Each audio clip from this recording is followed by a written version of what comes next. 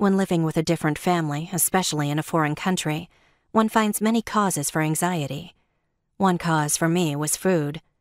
Back home in California, I was used to grazing all day long. A handful of crackers here, an orange there, some cookies here, a yogurt there. Would I feel comfortable going into Famille Chic's kitchen and foraging as if I were in my own home? A few hours after my first dinner with Famille Chic, I began to feel hungry. I had had a delicious dinner, but being slightly nervous around my new host family and feeling anxious about conducting an entire conversation based on 3 semesters of college French, I hadn't eaten as much as I would have liked. So I thought I'd tiptoe in my pajamas to the kitchen, which I had up until then yet to visit.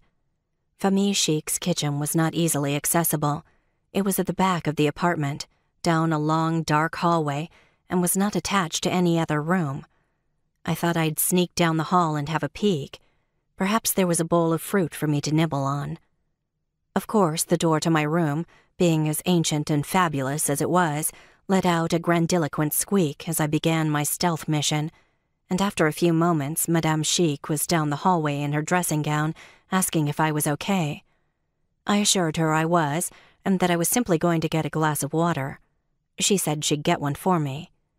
And apart from the strange look she gave my pajamas, which I will address in another chapter, everything seemed to be okay. Except it wasn't. I wanted my midnight snack. I went to bed that night slightly hungry, a sensation I was not accustomed to. The feeling wasn't that bad. In fact, it intrigued me. I had never allowed myself to get hungry.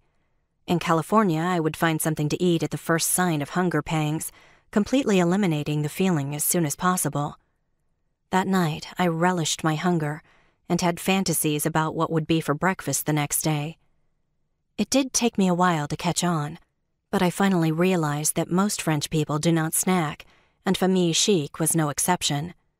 The entire 6 months I lived with them, I never saw a single member of their household eat anything outside allotted meal times.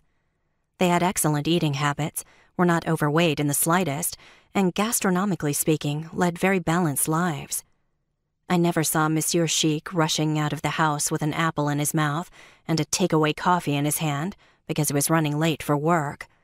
Every morning, the family would have breakfast at the same time, and breakfast was a very satisfying meal.